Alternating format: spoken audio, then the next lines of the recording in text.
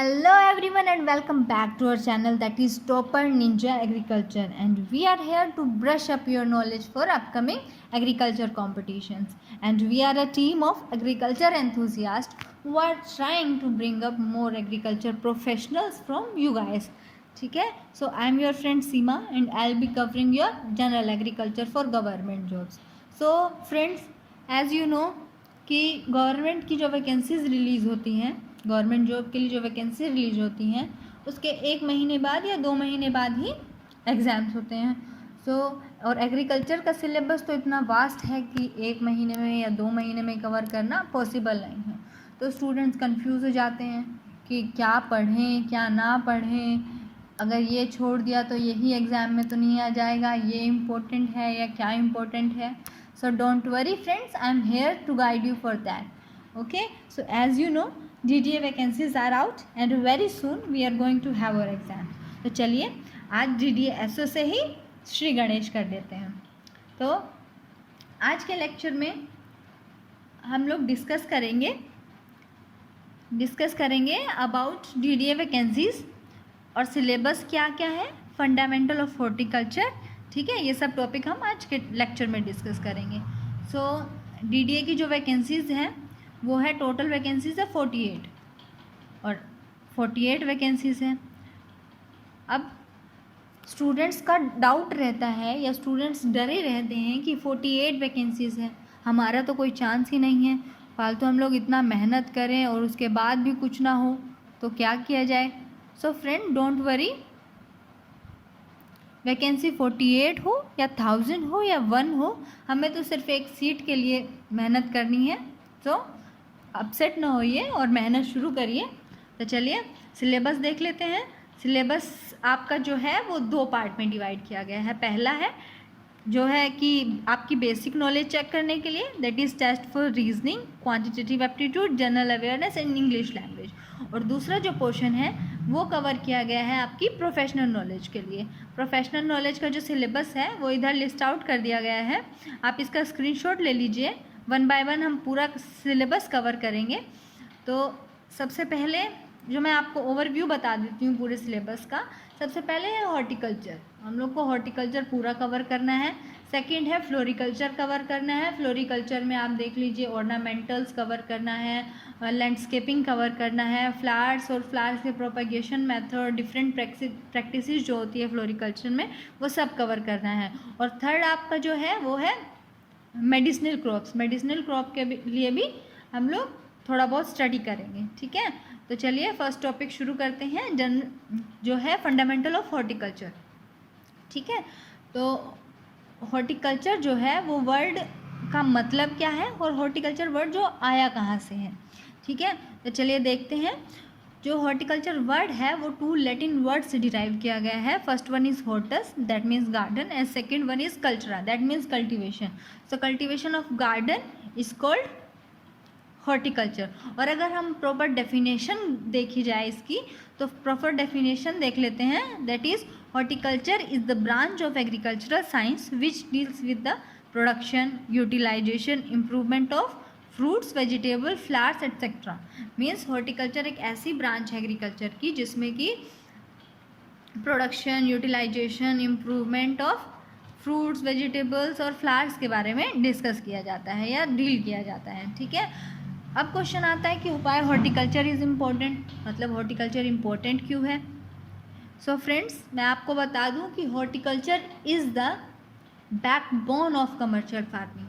ठीक है, तो बैकबोन कैसे है, क्योंकि जो हॉर्टिकल्चर क्रॉप्स है वो हाई रिवेन्यू जनरेट करती है. अगर मनी के तौर पे लिया जाए तो हाई इनकम जनरेट करती है, और अगर प्रोडक्शन के तौर पे भी लिया जाए तो क्वाइट हाई प्रोडक्शन शो करती हैं.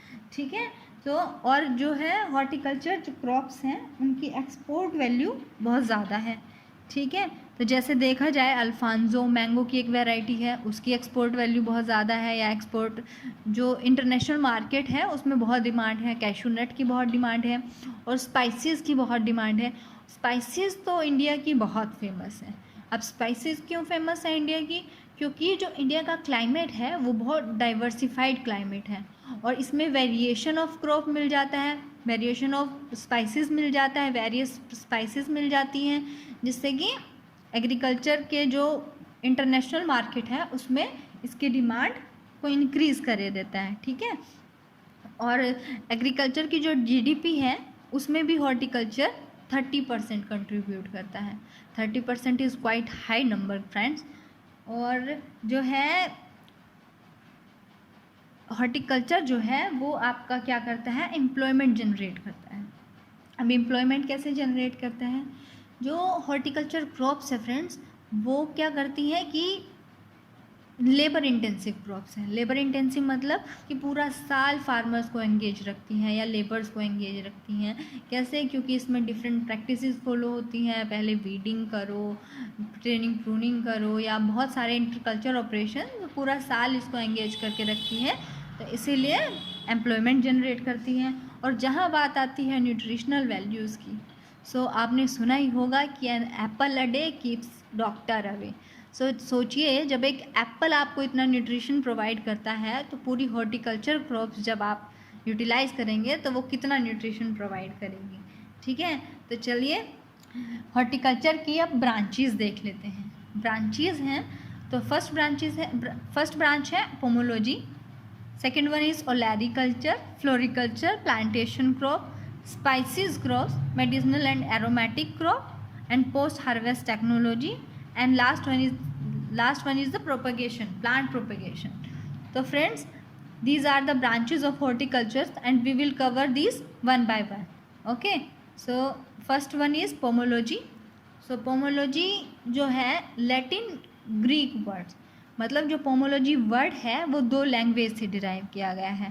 पहली है लैटिन लैंग्वेज एंड सेकेंड है ग्रीक लैंग्वेज। सो जो लैटिन वर्ड है that is pomum, that means fruit, and जो लोगस है that is Greek word, that means study. So study of fruit crop is called pomology. मतलब normal language में अगर कहें कि फ्रूट्स की जो स्टडी करते हैं या फ्रूट क्रॉप्स का कल्टीवेशन या स्टडी जो की जाती है उसको पोमोलॉजी कहा जाता है। अब पोमोलॉजी जो है वो भी डिफरेंट पार्ट में क्लासीफाई किया गया है। सो क्लासिफिकेशन जो है फ्रूट्स की वो डिफरेंट पार्ट्स में जो की गई है वो देख लेते हैं। तो फ्रेंड्स जो है क्लासिफिकेशन, जो पहली क्लासिफिकेशन है वो है क्लाइमेटिक कंडीशन के बेसिस पे। सो क्लाइमेटिक कंडीशन के बेसिस पे जो 3 पार्ट में इसको डिवाइड किया गया है। पहला है कि ट्रॉपिकल फ्रूट्स, जो कि ट्रॉपिकल जो फ्रूट्स आपका होता है वो ऐसे फ्रूट्स क्रॉप होती हैं जो कि hot and climate temperature require करती हैं, किस चीज़ के लिए, बेटर ग्रोथ के लिए। और दूसरा होता है टेम्परेट फ्रूट्स। टेम्परेट फ्रूट्स ऐसे फ्रूट्स होते हैं, ऐसी क्रॉप्स होती हैं जो कि आपको कोल्ड टेम्परेचर फेवर करती हैं, कोल्ड टेम्परेचर उनके लिए फेवरेबल होता है। और जो सब ट्रॉपिकल फ्रूट्स हैं वो ऐसे क्लाइमेट में कल्टीवेट किए जाते हैं या ऐसा क्लाइमेट फेवर करते हैं जो कि ट्रॉपिकल फ्रूट्स और ट्रॉपिकल क्लाइमेट और टेम्परेट क्लाइमेट के जो बीच का जो क्लाइमेट होता है वो क्लाइमेट फेवर करते हैं, ठीक है। तो नेक्स्ट क्लासिफिकेशन है according to the fruit ripening. Fruit ripening के अकॉर्डिंग देख लेते हैं climacteric fruits, non climacteric fruits and day neutral fruits. So climacteric और नॉन क्लाइमेट्रिक क्या होता है? सो क्लाइमेट्रिक फ्रूट्स होते हैं जो वो फ्रूट्स हार्वेस्टिंग के बाद भी राइपनिंग शो करते रहते हैं, ठीक है। हार्वेस्टिंग के बाद भी राइपनिंग शो करते हैं, उनको बोला जाता है क्लाइमेट्रिक फ्रूट। और नॉन क्लाइमेट्रिक फ्रूट ऐसे फ्रूट्स जो कि राइपनिंग के बाद ही उन्हें हार्वेस्ट किया जाता है और जो हार्वेस्टिंग के बाद उनमें कोई फिजियोलॉजिकल प्रोसेस नहीं होता है, ठीक है। तो अगला देख लेते हैं फ्रूट टाइप के बेसिस पे जो क्लासीफाई किया गया है। फ्रूट टाइप के बेसिस पे है ड्रूप, ठीक है, ड्रूप है, बेरी है, ठीक है। तो ड्रूप देख लेते हैं, ड्रूप फ्रूट्स या स्टोन फ्रूट्स किसको कहते हैं। सो फ्रेंड्स ड्रूप फ्रूट्स वो होते हैं जिनका फ्लैशी पार्ट खाया जाता है, जैसे कि मैंगो है, ठीक है। मैंगो का क्या खाया जाता है? फ्लैशी पार्ट खाया जाता है। और दूसरी क्या होता है कि जिनका सिंगल सीडेड होते हैं, ठीक है, सिंगल सीडेड होते हैं और जो इनका एंडोकार्प होता है वो हार्ड होता है, ठीक है। सो मैंगो है, बेर है। बेरी क्या होता है? बेरी वो होता है जो कि मल्टी सीडेड फ्रूट होता है, जैसे कि गुआवा है, ग्रेप है, ठीक है। मल्टी सीडेड जो होता है उसको बोलते हैं क्या? बेरी। तो फ्रेंड्स आपसे ये सब कोई एग्ज़ाम में नहीं पूछेगा, कोई एग्जामिनर ये नहीं पूछेगा कि ड्रू फ्रूट्स क्या होते हैं, बेरी क्या होती है, पोम क्या होती है। आपसे बस एग्जाम्पल पूछे जाएंगे कि ड्रू फ्रूट्स का एग्जाम्पल क्या क्या है, ड्रू फ्रूट कौन से फ्रूट्स हैं जो ड्रू फ्रूट होते हैं, बेरी का एग्जाम्पल बताइए।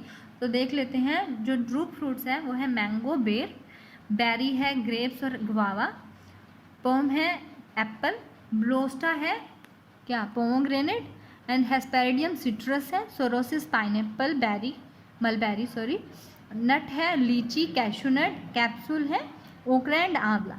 ठीक है, ये था आपका फ्रूट टाइप के बेसिस पे क्लासिफिकेशन। आगे देख लेते हैं एडिबल पार्ट के बेसिस पे। तो बेर है, बेर का पेरिकार्प खाया जाता है, मेसोकार्प खाया जाता है पपाया और मैंगो का, एंडोस्पर्म खाया जाता है कोकोनट का, थैलेमस एप्पल का, और प्लेसेंटा बेल, एरेल्स लीची का, और प्लेसेंटल है सिट्रस का। ठीक है, तो ये थी आपकी फ्रूट्स की classification according to different type. ठीक है, अब देख लेते हैं नेक्स्ट टॉपिक ओलेरिकल्चर। ओलेरिकल्चर क्या होता है? Olericulture is the Latin words, ठीक है, derived from two Latin words, that is Olaris means pothub and cultura means cultivation. ठीक है, so Olericulture literally means pothub cultivation, और in common language अगर कहा जाए तो cultivation of vegetable crops को ही Olericulture कहा जाता है। ठीक है, so Olericulture की भी अपनी बहुत सारी क्लासिफिकेशन है, लेकिन हम लोग सिर्फ उस पर फोकस करेंगे जो हमारे एग्जाम पॉइंट ऑफ व्यू से बहुत इम्पोर्टेंट है। ओके, तो चलिए अगली क्लासिफिकेशन वेजिटेबल्स की क्लासिफिकेशन देख लेते हैं। जो मोस्ट इम्पोर्टेंट क्लासिफिकेशन है वो है अकॉर्डिंग टू आइसोलेशन डिस्टेंस। तो जैसे कि इस ईयर भी और लास्ट ईयर भी जो AFO एग्रीकल्चर AFO का एग्ज़ाम था उसमें क्वेश्चन पूछा गया था कि ओकरा का आइसोलेशन डिस्टेंस बताइए फाउंडेशन सीड के लिए। ठीक है, सो देख लेते हैं फ्रेंड्स। सेल्फ पोलिनेटेड क्रॉप्स जो होती हैं जैसे कि टोमेटो है, लिचूस है, पी, काउपी, फेन्यूग्रीक, इन सब का जो फाउंडेशन सीड के लिए जो आइसोलेशन डिस्टेंस होता है वो है 50 एंड सर्टिफाइड सीड के लिए जो होता है वो है 25। ठीक है, और क्रॉस पोलिनेटेड क्रॉप जैसे कि होगी ओकरा, ब्रिंजल, चिल्ली, लीमा बीन्स। ठीक है, इसके लिए फाउंडेशन सीड के लिए होता है 200 और सर्टिफाइड के लिए होता है 100। ठीक है, और अदर क्रॉप्स जो कि क्रॉस पोलिनेटेड हैं उनके लिए फाउंडेशन सीड के लिए होता है कितना 800 आइसोलेशन डिस्टेंस, और जो सर्टिफाइड सीड्स हैं उसके लिए होता है 400। ठीक है, तो आगे चलते हैं फ्लोरिकल्चर की ब्रांच। अब पढ़ते हैं फ्लोरिकल्चर, यानी कि हॉर्टिकल्चर की सबसे कलरफुल ब्रांच। ठीक है, तो फ्लोरिकल्चर जो वर्ड है वो लैटिन वर्ड से डिराइव किया गया है। That first one word is fluoresce means flowers और कल्चरा मीन्स कल्टिवेशन। सो ऐसी ब्रांच हॉर्टिकल्चर की जो कि कल्टिवेशन ऑफ फ्लावर्स के साथ डील करती है। ठीक है, सो फ्लोरिकल्चर अपने आप में भी एक बहुत अच्छा सब्जेक्ट है और बहुत इंटरेस्टिंग सब्जेक्ट है, क्योंकि इसमें हम लोग पढ़ेंगे कि फ्लावर्स के बारे में पढ़ेंगे, प्रोपगेशन के बारे में, लैंडस्केपिंग भी अच्छे से कवर करेंगे, और चार्ट मैनेजमेंट और बहुत सारी अदर प्रैक्टिसेस फ्लोरिकल्चर की हम लोग डिटेल में अगले लेक्चर्स में कवर करेंगे। ठीक है, तो अगला देख लेते हैं प्लांटेशन क्रॉप। प्लांटेशन क्रॉप क्या होती हैं? सो प्लांटेशन क्रॉप ऐसी क्रॉप्स होती हैं जो जिनको कि एक लार्ज स्केल पे क्या किया जाता है, कल्टीवेशन किया जाता है, और जिनका प्रोड्यूस है वो प्रोसेसिंग के बाद हम लोग यूज़ करते हैं, जैसे कि कॉफ़ी है, टी है, कोकोआ है, कैशूनट है, ये सब प्लांटेशन क्रॉप्स हैं। ठीक है, आगे देखते हैं spices crops. So spices and condiments, तो ये हॉर्टिकल्चर की ऐसी ब्रांच है जिसमें कि ऐसे क्रॉप्स के बारे में डिस्कस करेंगे कि जिनका जो प्रोडक्ट है वो सीजनिंग और फ्लेवरिंग के लिए यूज़ किया जाता है। किसको? फूड आइटम्स को सीजनिंग के लिए और फ्लेवरिंग के लिए जो यूज़ किया जाता है उसको बोलते हैं स्पाइसेस एंड कॉन्डिमेंट्स। ठीक है, जैसे कि कार्डेमम है, पेपर है, नटमेग है। ठीक है, ये सभी आपके एग्जाम्पल है स्पाइसेस एंड कॉन्डिमेंट्स की। ठीक है, आगे देखते हैं medicinal and aromatic plants. So medicinal crops ऐसी क्रॉप्स होती हैं जो कि ड्रग्स प्रोवाइड करती हैं। ठीक है, ड्रग्स प्रोवाइड करती हैं किसको? मेडिसिनल इंडस्ट्री जो होती है, मेडिकल इंडस्ट्रीज़ उनको प्रोवाइड करती हैं। ठीक है, तो अश्वगंधा है, जैसे तुलसी है, सर्पगंधा है, गिलोय है, ये सभी क्या है आपके मेडिसिनल क्रॉप्स हैं। और एरोमेटिक क्रॉप्स जो होती हैं वो उनसे वो क्रॉप क्या कर एरोमेटिक क्रॉप्स जो होती हैं उनसे क्या किया जाता है, एरोमेटिक ऑयल एक्सट्रैक्ट किया जाता है। ठीक है, तो एग्जाम्पल है जैसे सैंडलवुड है, यूकैलिप्टस है। और जो एरोमेटिक ऑयल है वो मोस्टली कॉस्मेटिक इंडस्ट्रीज में यूज़ किया जाता है। ठीक है, तो आगे देखते हैं post harvest technology. So post harvest का मतलब क्या होता है? पोस्ट हार्वेस्ट का मतलब होता है कि आफ्टर हार्वेस्टिंग, ठीक है, आफ्टर हार्वेस्टिंग टू मार्केटिंग तक जो प्रोसेस होता है पूरा, ठीक है, वो पोस्ट हार्वेस्ट टेक्नोलॉजी के अंडर आता है। ठीक है, जैसे कि हैंडलिंग, पोस्ट हार्वेस्ट हैंडलिंग हो गया, ग्रेडिंग हो गया, packaging, storage, processing, value addition, फिर ट्रांसपोर्टेशन और फिर मार्केटिंग। ठीक है, उसको कहा जाता है पोस्ट हार्वेस्ट टेक्नोलॉजी। ठीक है, तो चलिए इसका एक बार डिटेल में जो एक फिगर है वो देख लेते हैं। हार्वेस्टिंग है, फिर इनफील्ड हैंडलिंग होता है, पैकेजिंग हाउस ऑपरेशन होता है, अनलोडिंग होता है, सॉर्टिंग, क्लीनिंग, ग्रेडिंग, पैकेजिंग, फिर स्टोरेज करके ट्रांसपोर्ट किया जाता है, फिर मार्केट तक पहुंचाया जाता है। ठीक है, तो ये सब है आपका पोस्ट हार्वेस्ट प्रोसेस। ठीक है, तो आगे चलते हैं। आगे है प्लांट प्रोपगेशन टेक्निक्स। ठीक है, plant propagation. So guys, propagation का मतलब होता है मल्टीप्लिकेशन करना। ठीक है, मल्टीप्लिकेशन। सो जो प्लांट्स हैं वो नेचुरली भी प्रोपगेट करते हैं, जैसे कि सीड के थ्रू। नॉर्मली जो है सीड के थ्रू ही प्लांट प्रोपगेट करते हैं, लेकिन हॉर्टिकल्चर में वेजिटेटिव प्रोपगेशन के बहुत सारे मेथड्स हैं। ठीक है, जैसे कि कटिंग है, ग्राफ्टिंग है, लेयरिंग है। ठीक है, यहाँ कुछ एग्जांपल देख लेते हैं कि फ्रूट क्रॉप जो है वो किस किस मेथड से प्रोपगेट की जाती हैं। ठीक है, तो एग्जांपल है मैंगो है जो कि 1 ईयर ग्राफ्टिंग से प्रोपगेट की जाती है, बनाना वुड सकर से, सिट्रस है टी बडिंग से, ग्रेप्स है हार्डवुड कटिंग से, गुआवा को लेयरिंग से, लीची एंड लेमन को एयर लेयरिंग से, और एप्पल, पीच, पियर, प्लम यानी कि जो आपके टेम्परेट फ्रूट्स हैं वो टी बडिंग से। ठीक है, तो फ्रेंड्स ये थी आपकी प्रोपगेशन टेक्निक्स और एग्जाम्पल्स। सो आज के लिए बस